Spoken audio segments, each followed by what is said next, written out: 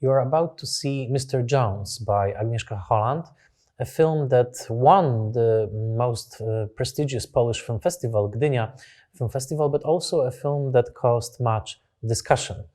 Agnieszka Holland is one of the most celebrated Polish directors of all time. She's definitely the most important female director. She made her feature debut in the 1970s, and also she worked as a screenwriter, and she is truly an international filmmaker with many international co-productions to her name, and also with 2 Oscar nominations and for Best Foreign Film, and nominations for Best Screenwriting. She is also working for HBO and other American broadcasters making modern TV series. She is definitely one of the biggest names in Polish film industry. Here in Mr. Jones, we find her in a historical mode. She takes us to 1930s Russia, and as we witness the country through the eyes of the New York Times correspondent Gareth Jones.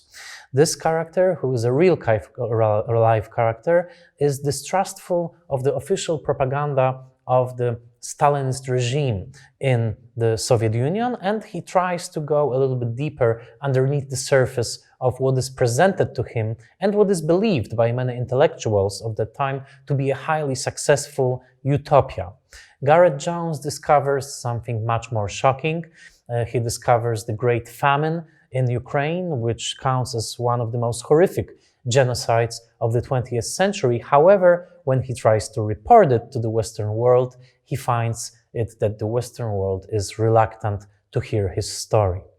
The rest of the story you will see in the film, but I want to stress that this film is definitely one of the finest ever made by Agnieszka Holland. It's marked by her unusual eye for detail, her wonderful skills working with the cast, and also this wonderful pacing that takes you into a time and era that is already in the past, but when you are watching the film, you are experiencing it as a present.